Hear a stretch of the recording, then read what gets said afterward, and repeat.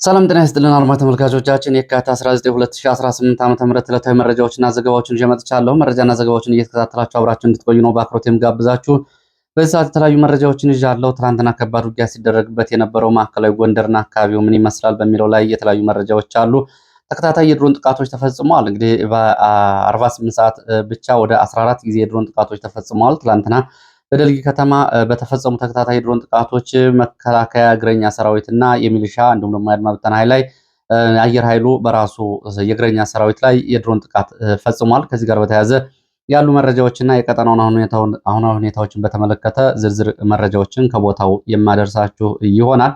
በተለይ በማዕከላዊ ጎንደር እና በጣና ሰሜን ምዕራብ አካባቢ ባሉት ደልጊና አለፋ ጣቁስ አካባቢዎች ያለውን አሁን ሁኔታ በተመለከተ ዝርዝር መረጃዎችን ከአካባቢው አሰባስቤያለሁ። እንደዚሁም ደግሞ በአካባቢው ከፋኖ ከፍተኛ መሪዎች መካከል የቀድሞ መከላከያ መስሪያ ቤት የፈንጅ ማምከኛ መምሪያ ኃላፊና አሁን በፋኖ ከፍተኛ መሪዎች መካከል ስለ ሁኔታው እንደዚሁ አናግሬዋለሁ። የአጭር ምላሽ ሰጥቶኛል። እሱንም እንደዚሁ በአጭሩ ወደ እናንተ የማደርስ ይሆናል። አጠቃላይ እንግዲህ ትላንትና በቀጠናው በነበረው ከሻሁራ እስከ ጣቁሳ ባለው አጠቃላይ ሁኔታ እንግዲህ ከ60 ሺህ በላይ ተተኳሽ በፋኖ እጅ መግባቱን በመቶዎች የሚቆጠር እንደዚሁ የነፍስ ወከፍና የቡድን መሳሪያዎች በፋኖች መግባታቸውን የሚያሳዩ የግንባር መረጃዎች እየወጡ ነው ያሉት። በዚሁ ትይዩ ደግሞ እንደዚሁ ውጊያ በሚደረግባቸው ከተሞች ሙሉ በሙሉ የህዝብ ተቋማትና የመንግስትና የህዝብ ተቋማት እየወደሙ መሆናቸውንም የሚያሳዩ መረጃዎች አሉ። እነዚህን ጨምሮ እንግዲህ ከህልውና ጦርነቱ ጋር እንደዚሁ ደግሞ የጦርነት ህጋቶችን ጨምሮ በተደጋጋሚ የሚሰጡ አስተያየቶች አሉ። ይህን ዝርዝር መረጃ እንደዚሁ በዚህ ሰዓት አደርሳችኋለሁ። በሌሎች አካባቢዎችም እዚሁ አዳዲስ መረጃዎች አሉኝ። እነዚህን እየተከታተላችሁ እስከ መጨረሻው አብራችሁ እንድትቆዩ ነው በአክብሮት የምጋብዛችሁ። በዚህ ሰዓት ከያዝኳቸው መረጃዎች መካከል እንደዚሁ ፖለቲካዊ መረጃዎች አሉ። ፖለቲካዊ መረጃዎች ደግሞ የተለያዩ ፓርቲዎችን እንዲሁም ደግሞ ፖለቲካዊ እንቅስቃሴዎችን እየተመለከቱ ናቸው። እነዚህንም እንደዚሁ በአጭሩ ወደ እናንተ የማደርስ ይሆናል። በዋናነት ከሌሎቹ ሚዲያዎች ሳይሆን ከራሱ የመረጃ ምንጮች የሚቀርቡ መረጃዎችን በዚህ ሰዓት በብዛት ወደ እናንተ አደርሳለሁ። እንደተለመደው አንዳንዶቹ ደግሞ ያው እንግዲህ ለትዝብትም ለታሪክም ለሪካርድም የሚቀመጡ ሲሆኑ ከሌሎች ሚዲያዎች በመውሰድ እንደዚህ ዘገባዎችን ወደ እናንተ የማደርስ ይሆናል። ብዙዎቻችሁ ሀሳብ አስተያየቶችን አድርሳችሁኛል፣ ተመልክቻለሁ። ትላንትና በቀረበ ዘገባ ላይ በአጭር መሆኑ ካለን ጊዜ አንጻር ጥሩ ነው። ወደፊትም ዘገባዎቹ ባጭሩ ቢሆኑ የሚሉ አስተያየቶችን ተመልክቻለሁ። ከዚህ አንጻር ለዛሬ አጫጭር መረጃዎችን ወደ እናንተ የማደርስ ይሆናል። የመጀመሪያው መረጃ ሰሞኑን መነጋገሪያ የሆነው የወልቃይት የጠለምት የኮረም እና የራያን ጉዳይ የፌዴሬሽን ምክር ቤትን ውሳኔ መሰረት አድርጎ ምርጫ ቦርድ የሰጠው ውሳኔ መነጋገሪያ መሆኑ ይታወቃል። ይህ እንግዲህ ትልቅ የፖለቲካ ምልከታ ሲያሳይ ነው የሰነበተው። በዚህ ላይ የተለያዩ አስተያየቶች ሲወጡ ሰንብተዋል። በዚህ የምርጫ ቦርድ ውሳኔ እነዚህ አካባቢዎች ከ1984 ዓ.ም ጀምሮ ከወሎና ከጎንደር ተወስደው ወደ ትግራይ ከተካለሉ በኋላ ለመጀመሪያ ጊዜ ከትግራይ እንዲወጡ ያደረገው ውሳኔ ነው። ውሳኔውም የአካባቢ ማንነት ጥያቄዎችን የሚመልስ አንድ እርምጃ ነው በሚል የራያ ወሎ አማራ ማንነት አስመላሽ ኮሚቴ እንዲሁም ደግሞ የጠለምት ወሰንና ማንነት አስመላሽ ኮሚቴ እንዲሁም ደግሞ ወልቃይት ጠገዴ ጠለምት ወሰን አስመላሽ ኮሚቴ አባላት መግለጫ ወጥተዋል። ሌሎች የፖለቲካ ፓርቲዎችም መግለጫ አውጥተዋል። ጉዳዩን በመደገፍና በአካባቢው የሚደረገው ምርጫ አካባቢው ከማንነት ጥያቄ ያለበትና በፕሪቶሪያ የሰላም ስምምነት መሰረት እንደዚሁ ጉዳዩ አወዛጋቢ ተብሎ ስምምነት የተፈረመበት ስለሆነ በዚህ አካባቢ የሚደረገውን ይህን አካባቢ ከትግራይ ምክር ቤትና ከትግራይ አስተዳደር እንዲወጣና በዚህ ደረጃ የራሱ ተወካዮች እንዲያቀርብ የሚለው ጉዳይ እንደ መነጋገሪያ አጀንዳ ሆኖ በርካታ ድጋፎች ሲያስተላልፍ ነበር። በተቃራኒው በትግራይ በኩል ያሉ የጽዋ ማህበራት ጭምር ሳይቀሩ ይህንን በመቃወም ሰልፍ እያደረጉ ነው የሚገኙት። መግለጫዎችን አውጥተዋል። ከህዋት ጋር ነፍጥ አንስተው የሚታገሉት ጭምር እነ ጌታቸው ረዳ በዚህ ጉዳይ ላይ ዛሬ ከፍርድ ቤት በኩል አንድ ውሳኔ ማስወሰናቸውን የሚገልጽ መረጃ ይፋ አድርገዋል። የምርጫ ቦርድ ባለፈው ከ3 ቀናት በፊት የሰጠው ውሳኔ ባለበት ታግዶ እስከ የካቲት 25 ድረስ የፍርድ ክርክር እስኪደረግ ድረስ እንዲቆይ የሚል ደብዳቤ ከፍርድ ቤት መሰጠቱን ጌታቸው ረዳ አሳውቋል። ጌታቸው ረዳ ተወካይ ሆኖ ስምረት ፓርቲ ይህን ክስ አቅርቦ ነው ፍርድ ቤት ዛሬ በዚህ አካባቢ የምርጫ እንቅስቃሴ እንዳይደረግ እስከዚያ ድረስ ምርጫ ቦርድ የካቲት 25 2018 ዓ.ም ከ6 ቀናት በኋላ ቀርቦ በጉዳዩ ላይ ማብራሪያና ክርክር እስኪያደርግ ድረስ ለ6 ቀናት በእነዚህ አካባቢዎች የምርጫ ቅስቀሳዎች እንዳይደረጉ የሚል ምርጫ ቦርድ ፍርድ ቤት ይህንን ለምርጫ ቦርድ ትዕዛዝ ሰጥቷል። በቦርድ ውሳኔ ላይ ግድ መተላለፉን የሚገልጸው የፍርድ ቤት ውሳኔ ላይ የሚከተሉ 3 ጉዳዮች ታይተዋል። አንደኛ ተከሳሽ ምርጫ ቦርድ ነው። ለየካቲት 25 ቀርቦ የቀረበበትን የክስ እና አቤቱታ ማብራሪያ እንዲሰጥ ለየካቲት 25 ቀጠሮ ተሰጥቷል። ክርክር እስኪደረግ ድረስ በእነዚህ አካባቢዎች የምርጫ ቦርድ የሰጠው ውሳኔ ተፈጻሚ እንዳይሆን ታግዶ እንዲቆይ ፍርድ ቤቱ ትዕዛዝ ሰጥቷል። በቀጠሮው ቀን አቤቱታ አለኝ የሚል በየትኛውም በኩል ያለው አካልና እንዲሁም ደግሞ ለምርጫ ቦርድ ይሄ ውሳኔ እንዲደርሰው እና አቤቱታ ካለው ይዞ እንዲቀርብ ፍርድ ቤቱ ትዕዛዝ ሰጥቷል። ይሄ ዛሬ የካቲት 19 2018 ዓ.ም ከደቂቃዎች በፊት በፍርድ ቤት የወጣ የእግድ ውሳኔ ነው። ይህንን እነጌታቸው እንግዲህ በስምረት ፓርቲ በኩል አሳግደዋል የሚለው መረጃ የመጀመሪያው መረጃ ነው። በነገራችን ላይ የወልቃይትን የራያን የጠለምትን ጉዳይ በተመለከተ የትግራይ የፖለቲካ ልሂቃንና እንዲሁም ደግሞ ሌሎች የፖለቲካ ፓርቲዎችም ሆኑ አደረጃጀቶች ተመሳሳይ አቋም ቢኖራቸውም አሁን የነደብረጽዮን ቡድን ከያዘው በጦርነት ወልቃይትን ወራለሁ፣ በኃይል አካባቢውን እቆጣጠራለሁ ከሚለው ይልቅ በነደብረጽዮንን እየታገለና እንዲሁም ደግሞ ለአብይ አህመድ ከፍተኛ ታማኝነትን ለማሳየት እየተንቀሳቀሰ ያለው የጌታቸው ረዳ አካሄድ ለወልቃይት እና ለጠለምት ለኮረም ሆነ ለራያ ከፍተኛ ስጋት ነው። ጌታቸው አንድ የራያ አላማጣ ተወላጅ ነው። ከዚህ አንጻር እንግዲህ ያው በማንነት ባይሆንም በሀሳብ የህወሓትን ፖለቲካ ተቀብሎ የኖረ እና አሁን ደግሞ የነ ደብረጽዮን ቡድን ላይ የፖለቲካ የበላይነት ለመውሰድ ለአብይ አህመድ የበለጠ ታማኝ ነው ለመታየት የሚያደርገው እንቅስቃሴ በአብይ አህመድ እንግዲህ የትኛውንም ችሮታ ሊያሰጠው የሚችለው ጉዳይ ሆኖ አሁን ጌታቸው ረዳ እየታገለ ያለው አካባቢዎቹን የብልጽግናን የፖለቲካ መዋቅር ያለውን ዓለም አቀፍ ተሰሚነትና ተደማጭነት እንዲሁም ደግሞ በነ ደብረጽዮን በኩል ያለውን የፖለቲካ ሽኩቻ ደግሞ በነ አብይ አህመድ በኩል እንደ ባርጌን ፓወር ወይም ደግሞ እንደ ተሻለ ሰው ተመራጭ ለመሆን የሚያደርጋቸው መንገዶች ሁልጊዜም የበለጠ ትኩረት የሚፈልጉት እነዚህ ናቸው። ጌታቸውም ሆነ ደብረጽዮን ወልቃይትንም ኮረምንም ጠለብትንም ሆነ ራያን በተመለከተ ተመሳሳይ ነው ያላቸው አቋም። የጌታቸው እንግዲህ ባለፈው አስተዳደሩ ይፈርሳል የሚል ውሳኔ ተወስኗል የሚል መረጃ ሲያሰራጭ ነበረ። ይህንን ጨምሮ እንግዲህ የጌታቸው መንገድ ምንድን ነው የሚለው ጌታቸው በሁለት መንገድ ነው እየታገለ ያለው። አንደኛ የራሱ ታጣቂ ኃይል አለው፣ ሁለተኛ ደግሞ የፖለቲካ ፓርቲ አቋቁም ያለው ብሏል። ሶስተኛው ደግሞ እንደዚሁ ከሲአይኤ ድረስ ያለው የግንኙነትና የአብይ አህመድ የምስራቅ አፍሪካ ጉዳዮች አማካሪ ተብሎ የያዘው ቦታን ሲታይ ከነደብረ ጽዮን ይልቅ ለወልቃይት ጌታቸው የበለጠ ስጋት መሆኑን እነዚህ ያሳያሉ። ወደ ሌሎች መረጃዎች ሳልፍ ደግሞ እንግዲህ የፖለቲካ ፓርቲዎች ጉዳይ ከተነሳ የአብን ከፍተኛ አመራር ጋሻው መርሻ ለቢቢሲ የሰጠው ቃለ ምልልስ አለ።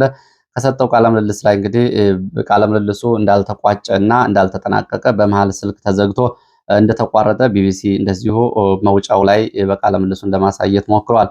በዚህ ላይ ጋሻው ለቢቢሲ ምን ምን ጉዳዮችን አነሳ፣ ያነሳቸው ጉዳዮችና ነባራዊ ሁኔታዎች ውስጥ እንዴት ናቸው የሚለውን ለማስተያየት ያክል የሚከተሉትን ጉዳዮች አንስቷል። ጋሻው አማራ ክልል 95% ሰላም ነው የሚል አስተያየት ለቢቢሲ ሰጥቷል። ጋሻው ወደ 5% የሚሆኑት ኪስ ቦታዎችና አንዳንድ ቦታዎች ላይ ነው ችግር ያለው፣ እነዚህም እስከ መጪው ግንቦት ድረስ ሁኔታዎች ሊሻሻሉ ይችላሉ የሚል አስተያየት ነው እየሰጠው። ይሄ ግምገማ ግን ሰሞኑን በማዕከላዊ ጎንደርና በደቡብ ጎንደር ያሉ እንግዲህ ሰፊ እና ብዙ ሕዝብ የሚኖርባቸው ዞኖችና ዋና ከተሞችን ጨምሮ ከብልጽግና ቁጥጥር ውጭ መውጣታቸው ይታወቃል። ከየካቲት 1 እስካሁን ድረስ እንግዲህ በተለያዩ አካባቢዎች እየተደረገ ባለው ውጊያ በአንድ ዞን ውስጥ 95% ሳይሆን ምናልባት 95% ፋኖ የተቆጣጠረባቸው አካባቢዎች መኖራቸውን የሚያሳዩ አሉ። በአማራ ክልል እየተደረገ ያለውን ትግል ብለን አንቆጥረውም። ትግሉ የሻዕቢያና የወያኔ አጀንዳ ማስፈጸሚያ እንደሆነ ነው የምንመለከተው ብሏል ጋሻው። ፓርቲያችን አሁንም በጥሩ ቁመናና በህዝብ ውስጥ እየሰራ ነው የሚገኘው፣ በስራ እየሰራን ነው፣ ጥሩ ቁመና ላይ ነን ብሏል። ፓርቲያችን ውስጥ ከመንግስት ጋር በመስራት ጉዳይ የተፈጠረ ክፍፍል የለም። ከመንግስት ጋር መስራትን በተመለከተ በሙሉ ድምፅ ወስነን ነው የገባንበት። ሌሎች አመራሮች በሚዲያ ተኳኩለው የሚቀርቡት በዲሲፕሊን የተባረሩ ናቸው ብሏል። የቢቢሲ ሚዲያ ገለልተኝነትንም በተመለከተ እንደዚሁ ቢቢሲ የወያኔ የሚዲያ ማዕከል ነው፣ ገለልተኛ አይደላችሁም፣ በያዝብ ወይም ደግሞ አድሏዊ የሚዲያ አሰራር ነው ያላችሁ በሚል እንደዚሁም ለቢቢሲን ተናግሯል። ብስለትና አስተዋይነት የተሞላበት ፖለቲካ ይዘን እየተራመድን ስለሆነ ሌሎች መንግስትን በኃይል ለመጣል ሲንቀሳቀሱ ሰላማዊ መንገድ ነው የሚሻለው የሚል አማራጭና መስመሩ ይሄ ነው ብለን በስነ ምግባር ጥሰት ሌሎችን አባረናል ብሏል። እንግዲህ ከዚህ ጋር ቢቢሲ ያነሳው ጥያቄ ምንድነው? ዶክተር ደሳለኝ ጫኔ ቀድሞ የፓርቲው ሊቀመንበርና የምክር ቤት አባል ከዚህ ጋር በተያያዘ በዲሲፕሊን ከተባረሩት ውስጥ እንደሚገኙበት ለቀረበው ጥያቄ የተሰጠው ምላሽ ላይ ይህንን ቀርቧል። እንግዲህ ፓርቲው በመላ ኢትዮጵያ እየተንቀሳቀሰ ነው። በቅርቡ ጠንካራ ጉባኤ ያደርጋል፣ አመራር ሹመትም አድርጓል የሚል አስተያየት ቀርቧል። አስተያየት ታስቀምጡበት ትችላላችሁ። ሌላው ከምርጫ ጋር በተያያዘ እንደዚሁ ተጨማሪ መረጃ ምንድን ነው? ተፈናቃዮችን በተመለከተ ነው። ይሄ ደግሞ እጅግ አሳዛኝ ነው። ከወለጋ ከኦሮሚያ ክልል በአጠቃላይ እና ከአዲስ አበባ ተፈናቅለው በአማራ ክልል በተለያዩ የመጠለያ ጣቢያዎች የሚገኙ በካምፕና ከካምፕ ውጭ በከተሞች እንዲሁም ደግሞ ተበትነው የሚገኙ ከግማሽ ሚሊዮን በላይ ተፈናቃዮች መኖራቸው በተደጋጋሚ ሲዘገብ ቆይቷል። አሁን ብልጽግና ወደ ተፈናቃዮች ጣቢያ በመሄድ ደብረ ብርሃን፣ ጃራ፣ ሰሜን ወሎና ምዕራብ ወሎ መቅደላና አካባቢ የሚገኙ ተፈናቃዮች ኦሮሚያ ክልል ምርጫ እንዲመርጡ ትዕዛዝ ሰጥቷል። ምርጫ የማትመርጡ ከሆነ ደግሞ ድጋፍም ሆነ እርዳታ አናደርግላችሁም የሚል አሳዛኝም አስቂኝም ውሳኔ ነው የተወሰነው። እንግዲህ ተፈናቃዮች መጠለያ ጣቢያ ተፈናቃዮች አሁን የኦሮሚያ ክልል መንግስት አሁን አስታውሷቸዋል።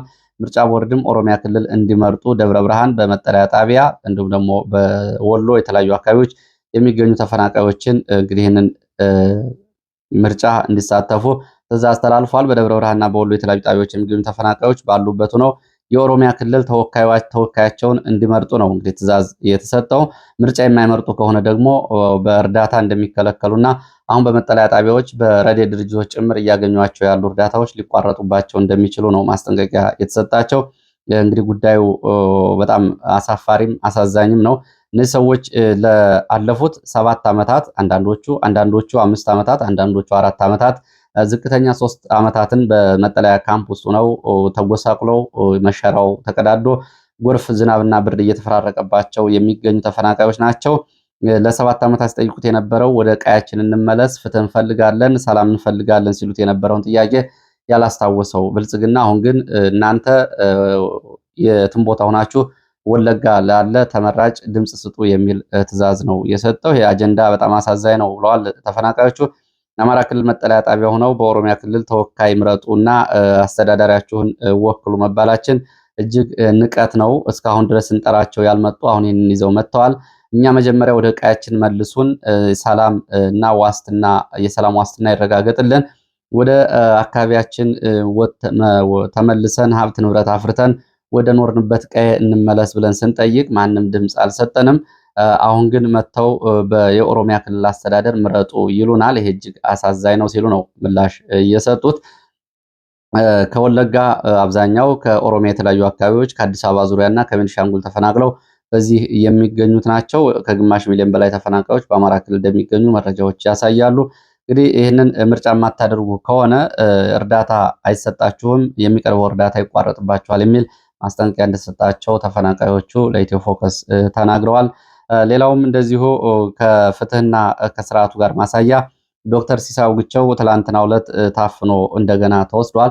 ዶክተር ሲሳይ አውግቸው ለ3 ዓመታት በግፍ ስር ላይ ከቆየ በኋላ ባለፈው የካቲት 16 ከ3 ቀናት በፊት የከፍተኛ ልደታ ከፍተኛ ፍርድ ቤት በ100 ሺህ ብር ዋስትና ከነፃ ሆኖ እንዲፈታ ወስኖለታል። እንግዲህ ከስር ክፍያው ተጠናቆ ከተለቀቀ በኋላ ትላንትና መሻሹን ከእስር ቤት ሲወጣ ቅሊንጦ በር ላይ ተይዟል። ይህንን በተመለከተ አሁን አዲስ መረጃ ጠበቃው አድርሰውኛል። ጠበቃው ትናንትና ተወስዶ ያደረው በፌዴራል ወንጀል ምርመራ ቢሮ እንደሆነና አሁን ዛሬ በጠቅላይ ፍርድ ቤት ፖሊስ ይግባኝ በሚል ይዞት ቀርቧል። ጠበቃውም ወደዛው እየሄደ እንደሆነ ነው የተገለጸው። ስለ ሁኔታው የተናገሩት ቤተሰቦቹ ትላንትና እሱን ለመቀበል ቅሊንጦ ማረሚያ ቤት በር ላይ ተሰባስበው እሱ ሲወጣ በር ላይ ደግሞ የፌዴራል ፖሊስ እና ደህንነቶች በሌላ መኪና ከቤተሰቦቹ ጋር ሳይገናኝ ነጥቀው ወደ ፌዴራል ወንጀል ምርመራ ቢሮ ወስደው እንዳሳደሩትና አሁን ይግባን አለይ በሚል ፍርድ ቤት አቅርበውታል። ፍርድ ቤት ይዘውት ይቀርባሉ ጠቅላይ ፍርድ ቤት ነው ያለው ጠበቃው። ከዚህ ጋር በተያያዘ እንግዲህ የሚያሳዝነው ብለዋል ጠበቃው፣ የሚያሳዝነው እግድ ሳይቀርብ ነው ይህንን ያደረጉት። የመጀመሪያው የህግ ሂደት ይሁን ከተባለ የውሳኔው ላይ እግድ ማቅረብ ነበረበት። ሌላ ፍርድ ቤት ፖሊስም ይህን ማቅረብ ነበረበት። እግድ ሳይሰጥ ተፈቶ ነፃ የተባለን ሰው ይዘው ነው የሄዱት ተብሏል። እንግዲህ ዶክተር ሲሳይ አውግቸው በሽብር ወንጀል ከነ ኮሎኔል ሙሃባው ፈንታሁን ጋር በ53 ተከሳሾች ባሉበትና በሌሉበት ተከሶ ላለፉት 3 ዓመታት በስር ላይ ነው የቆየው። እንግዲህ አሁን እንደገና ዛሬ ጠቅላይ ፍርድ ቤት ብለው በይግባኝ ፖሊስ እንደገና ይዞ ወስዶታል ተብሏል። ከዚህ ጋር በተያያዘ እንደዚሁ በሌሎች መረጃዎችም የፖለቲካ መረጃዎችን በተመለከተም የተለያዩ አካባቢዎች የሚወጡ መረጃዎች አሉ። ምርጫውን በተመለከተ የተለያዩ አስተያየቶች እየቀረቡ ነው የሚገኙት። ወደፊት የምመለስባቸው ይሆናል። አሁን ወደ መረጃዎቹ ነው የሚሄደው። ወደ መረጃዎቹ ሲሄድ ወደ ማዕከላዊ ጎንደር ቀጠና የሚወስደን መረጃን ማስከትለው በማዕከላዊ ጎንደር ቀጠና በተለይ ጣቁሳ ወረዳ ጣና ዳር ደልጊ የ24 ሰዓታት መረጃዎች ምንድናቸው የሚለውን በተመለከተ የሚከተለው መረጃ ወደ እናንተ አደርሳለሁ። ሌሊቱን በ5 ቦታዎች ላይ ተከታታይ የአየር ድብደባ ጥቃት ተፈጽሟል። በሰው አልባ አውሮፕላን ወይም ደግሞ ድሮን እየተባሉ በሚጠሩት ሰው አልባ አውሮፕላኖች የድሮን ድብደባዎች ተፈጽመዋል። በድሮን ድብደባው የእግረኛ መከላከያ አባላት ሚሊሻና አድማ ብተናን ጨምሮ የተወሰኑ የፋኖ አባላት ላይና በሲቪሊያን ላይ ጉዳት እንደደረሰ የሚገልጹ መረጃዎች ናቸው ከአካባቢ የወጡት። የአየር ኃይል ጥቃቱ በራሱ እግረኛ ኃይል ላይ ፈጽሟል። በምሽግ ውስጥ በነበረ የራሱ እግረኛ ላይ ይህን ጥቃት አድርሷል ያሉት የመረጃ ምንጮቹ የደረሰውን ሁኔታ በተመለከተ ጉዳዩ በዝርዝር አልታወቀም። መኮንታ ቴክኒክና ሙያ ኮሌጅ ምሽግ አድርጎ በመከላከል ላይ የነበረው የሚሊሻ አድማ ብተናና መከላከያ ላይ ነው የአየር ድብደባ በራሱ ኃይል ላይ የተፈጸመው። የአየር ድብደባ እገዛ እንዲደረግለት ጥያቄ ሲያቀርብ የአየር ኃይሉ ግን በራሱ በምሽጉ ላይ ነው ይህንን ድብደባ የፈጸመው። በነገራችን ላይ ከዚህ ጋር በተያያዘ በራስ ኃይል ላይ የአየር ድብደባ መፈጸም አሁን በዚህ በያዝነው ጊዜ እንኳ ለሁለተኛ ጊዜ ነው። ባለፈው ጥር ወር ላይ በዋገምራ ዞን በአማራ ብሔራዊ ክልላዊ መንግስት ዋገምራ ዞን ሳህላ ሰየምት ወረዳ ላይ በተፈጸመ የድሮን ጥቃት ከ46 በላይ የሚሊሻ አባላት መሞታቸውና የፖለቲካ ውዝግብ መቀስቀሱ ይታወቃል። ትላንትም በተመሳሳይ ምሽግ ውስጥ በነበረ የራሱ እግረኛ ላይ ነው አየር ኃይሉ ድብደባ የፈጸመው። እንግዲህ አንዱ ድብደባ ከአምስቱ አንዱ በራሱ ላይ ነው።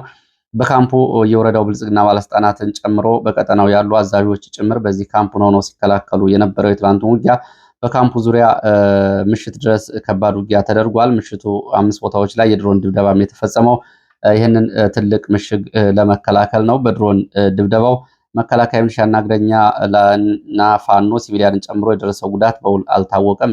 መረጃው እየተጣራ ነው። ከተማው የህዝብና የመንግስት ተቋማት እንደዚሁ በእሳት ቃጠሎ ወድመዋል። 5 ተቋማት እስካሁን ድረስ መውደማቸውን የሚገልጹ መረጃዎች ወጥተዋል። መኮንታ ተብሎ የሚጠራው የቴክኒክና ሙያ ኮሌጅ የሚገኘው ትልቅ ካምፕ ይህንን ካምፕ በተመለከተ እንግዲህ የከባድ መሳሪያና የሎጂስቲክ የዲፖ ማዕከል ነው ለዚህ ቀጠና።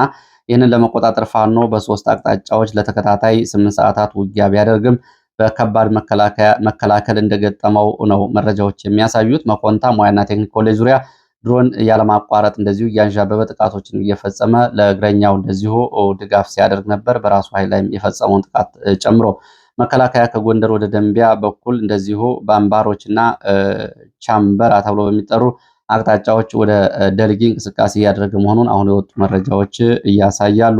ደልጊ ከተማ ያለው ሁኔታ በተመለከተ እንግዲህ ደልጊ በጣና ሐይቅ ሰሜን ምዕራብ በምትገኝ ከተማ ስትሆን ወደ ባህር ዳር፣ ጎንደር ወሳኝ የመገናኛ ቦታዎች ከሚባሉት አንዷ ነች።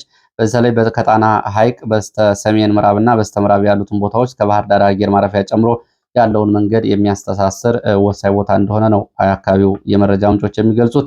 ይህንን በተመለከተ በአካባቢው ካሉ ከፍተኛ የፋኖ መሪዎች መካከል የቀድሞው የመከላከያ መስሪያ ቤት የፈንጅ ማምከኛ መምሪያ ዋና ኃላፊ ኮሎኔል አበራ አዛናውም በስልክ አግኝቻቸው ነበር። ስለ አካባቢው ያለውን ሁኔታ በተመለከተ የሚከተለውን ብለዋል። በአጭሩ ወደ እናንተ አደርሳለሁ።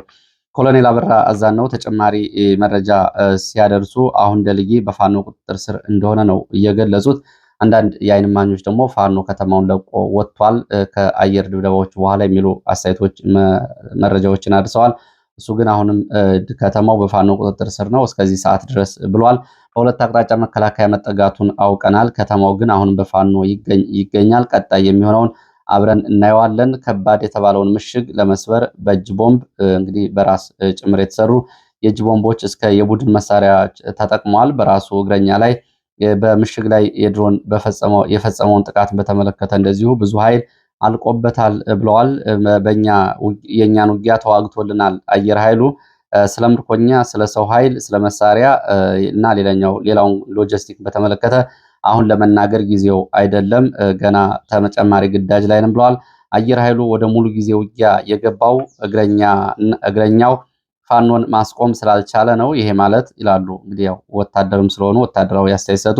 ይህ ማለት ደግሞ የውጊያ ሚዛን ተለውጧል ማለት ነው። ፋኖ አንድነቱን ስራ እስከ መሬት ድረስ አጠናቆ ወደፊት የተጠናከረ ዘመቻ የሚያደርግ ከሆነ በአጭር ጊዜ ጦርነቱና ውጊያው ይጠናቀቃል ነው ያሉት። አየር ኃይል ወደ ሙሉ ጊዜው የገባው የውጊያ እና የእግረኛ ኃይል መዛባቱን ተከትሎ ነው የሚል አስተያየት ሰጥተዋል። ይህን ያሉት እንግዲህ የቀድሞ መከላከያ የፈንጅ ማምከኛ መምሪያ ኃላፊ ኮሎኔል አበራ ዛነው ናቸው። ሻውራም በነበረው ውጊያ እንግዲህ በትላንትናው ዕለት በወጣው ሪፖርት በብዙ ሺህ የሚቆጠሩ ተተኳሾች የቡድንና የነፍስ ወከፍ መሳሪያዎች በፋኖ እጅ መግባታቸው ትላንትና ሪፖርት ተደርጓል። ሌላው ከዚህ ከኦሮሚያ ክልል ጋር በተያያዘ እንደዚሁ ተጨማሪ መረጃ አለ። ዛሬም በንጹሐን ላይ ጭፍጨፋ መፈጸሙን የሚገልጽ መረጃ እናት ፓርቲ በተቃውሞ አውጥቷል። ከፖለቲካ ፓርቲዎች አንጻር ከቅድሞቹ መረጃዎች ጋር አብሮ መሄድ የነበረበት መረጃ ነው። እንግዲህ በተለይ በኦሮሚያ ክልል እየተፈጸመ ያለውን ግድያ በተመለከተ እናት ፓርቲ ባጭሩ ይህንን ብሏል። ያልተቋረጠው የአርሲ ሰቆቃና በኦሮሚያ ክልል ምስራቅ አርሲ ዞን መርቲ ወረዳ ፈረንቀሳ ቀበሌ ትናንትና የካቲት 17 እንግዲህ ከሁለት ቀናት በፊት ማለት ነው 2018 ምሽት 3 ሰዓት ጀምሮ በተፈጸመ የተቀናጀ ጭፍጨፋ እስካሁን ባለን መረጃ 4 ሰዎች ተገደሉ ሲሆን 2ቱ ከባድ ቁስለኛ ሆነዋል። 2 ተይዘው ተወስደው የደረሱበት አልታወቀም። ከ10 በላይ መኖሪያ ቤቶች ተቃጥለዋል። የገበሬው እህል ጎተራን ጨምሮ በርካታ ንብረት ወድሟል።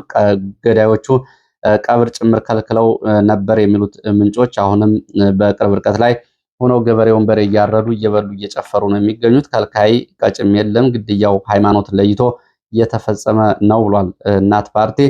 ህዝቡ ራሱን እንዳይከላከል በመንግስት መሳሪያው እንዲያወርድ ተደርጓል። እጃችን አጣጥፈን ሞታችን መጠበቅ ሆኗል ኑሯችን ብለዋል ነዋሪዎቹ ለእናት ፓርቲ። መንግስት ህዝቡን የመጠበቅ ስራውን ቢረሳው የአካባቢው ማህበረሰብ በህጋዊ መንገድ ታጥቆ ራሱ እንዲከላከል አማራጭ ቅረብለት ሲል በተደጋጋሚ ብንወተውትም ሰሚ አላገኘንም ብለዋል እናት ፓርቲ። ፓርቲያችን ግድያውን በጽኑ ያወግዛል። ለሞቱት ዕረፍተ ነፍስን እየተመኘ ለአካባቢው ማህበረሰብ መጽናናትን ይመኛል። ተይዘው የተወሰዱ ያለምንም ቅድመ ሁኔታ እንዲለቀቁና ህዝቡ በህጋዊ መንገድ ተደራጅቶ ራሱ እንዲከላከል ሁኔታዎች በፍጥነት እንዲመቻቹ በጥብቅ እናሳስባለን። ፈጣሪ ሀገራችንና ኢትዮጵያን ህዝቧን ይጠብቅ። እናት ፓርቲ የካቲት 18 ቀን 2018 ዓ.ም አዲስ አበባ ኢትዮጵያ ብሏል። እንግዲህ ያው መንግስት ህዝብን ካልጠበቀ ራሱን እንዲጠብቅ ማድረግ አለበት ነው። በዚህ በኩል በነገራችን ላይ ወለጋ አካባቢ ያለው ራስን የመጠበቅ ሁኔታ በተመለከተ ወደፊት እንግዲህ መረጃዎችንም እንዲሁም ደግሞ በአካባቢ ያሉትን የዓይን እማኞች ጭምር በማምጣት እንግዲህ ለሚዲያ እንዲሆን ማድረግ ያስፈልጋል። ወደ ሌላው መረጃችን ስንሄድ ወደ ፋኖ የተቀላቀሉ የአድማ ብተና አባላትን የተመለከተ መረጃ ነው። የሻለቃ አዛዡን ጨምሮ 17 የአድማ ብተና አባላት በደቡብ ጎንደር ወደ ፎገራ አንድ ቡድን መሳሪያና የነፍስ ወከፍ መሳሪያዎችን በመያዝ ወደ ፋኖ መቀላቀላቸውን ከአካባቢ የወጡ መረጃዎች ያሳያሉ። ሌላው ወደ ሸዋ የሚወስደን መረጃ ነው። ሸዋ ጉዶ በረት ደብረ ብርሃን ቀይት አካባቢ ከባሶ ወረና ወረዳ የተንቀሳቀሰ መከላከያ ጋር እንደዚሁ ለሰዓታት ውጊያ ተደርጓል። ታይ ሙሽ ተብሎ በሚጠራ ቦታ ለሰዓታት በተደረገው ውጊያ እንደዚሁ ጉዳት ደርሷል። የደረሰው ጉዳት በዝርዝር አልታወቀም። ውጊያው በቡድን መሳሪያዎች የታገዘ እንደነበር የመረጃ ምንጮቹ ገልጸዋል። የደረሰው ጉዳት እየተጣራ ነው። የአየር ጥቃትን በተመለከተ በ48 ሰዓታት ብቻ 14 ጊዜ የአየር ጥቃት መፈጸሙን መረጃዎች ጠቁመዋል። በማዕከላዊ ጎንደር ጣቁሳ፣ ደልጊ፣ በአዊ ዞን ጃዊ እንዲሁም ደግሞ በሰሜን ጎጃም አቸፈር አካባቢ ተከታታይ የድሮን ጥቃቶች ተፈጽመዋል። በእነዚህ በ48 ሰዓት ጊዜ ብቻ ይህን ያክል የድሮን ጥቃት ተፈጽሟል። ዛሬም በአካባቢው ተጨማሪ የድሮን ስምሪት መኖሩን የመረጃ ምንጮቹ ይገልጻሉ። ሌላው መረጃችን እንደዚሁ ህወሓትን የተመለከተ ነው። ህወሓት በትግራይ ከተሞች ለ3 ቀናት የሚቆይ ተቃውሞ ሰልፍ ጠርቷል። በሰልፉ የፌዴሬሽን ምክር ቤትን እና የምርጫ ቦርድን ውሳኔ በሚቃወም ሰልፍ ለማድረግ ነው ህወሓት ይህን ያደረገው። በሽሬና ሌሎች አካባቢዎች እንደዚሁ ዛሬ ሰልፍ ስለመጠራቱ ከአካባቢ የወጡ መረጃዎች ሲገልጹ አለማጣ ትላንትና የጠራው ሰልፍ ሰው ባለመገኘቱና የምርጫ ቦርድን ውሳኔ ነው እኛም እንደግፈው በሚል የአካባቢ ነዋሪዎች አጸፋ ምላሽ መስጠታቸውን ተከትሎ ከትግራይ እንዲሁም ደግሞ ከራያ መሆንና በካምፕ የሚገኙ የህወሓት ታጣቂዎችን ወደ ሰልፍ ለማዘጋጀት ለነገ ተቀጥሯል። በዚህ ላይ የህወሓት እንደዚሁ ከፍተኛ የሆኑ ወታደራዊ ባለስልጣናትም ይገኛሉ ነው የተባለው። ሌላው ህወሓት በሰሜን ወሎ ባሉ ቀጠናዎች ቀድሞ እንግዲህ በተለያየ ዙር ውጊያ ሲያደርግባቸው በነበሩት አካባቢዎች ኃይል ለማስገባትና ጦርነቱን አማራ ክልል የማድረግ ተልዕኮ ሰጥቷል ነው የተባለው። በዚህም ከቀጣዩ ቅዳሜ ጀምሮ የታጣቂዎችና የጦር መሳሪያ ስምሪቶች ወደ ራያ ቆቦ፣ ሰሜን ወሎ ደጋማ አካባቢዎች እና እንዲሁም ደግሞ ወደ አፋር የተለያዩ አካባቢዎች ስምሪትና እንቅስቃሴ እንዲያደርግ ትላንትና በነበረ ስብሰባ እንደዚሁ ተወስኗል የሚል መረጃ ወጥቷል። አላማጣ አካባቢ የተገኘ መረጃ ነው። ለዚህ ሰዓት ያስኳቸው አጫጭር መረጃዎች እነዚህን የሚመስሉ። ስለተከታተላችሁ በእጅጉ አመሰግናለሁ። በሌላ ተመሳሳይ መርሃ ግብር እስከምንገናኝ ድረስ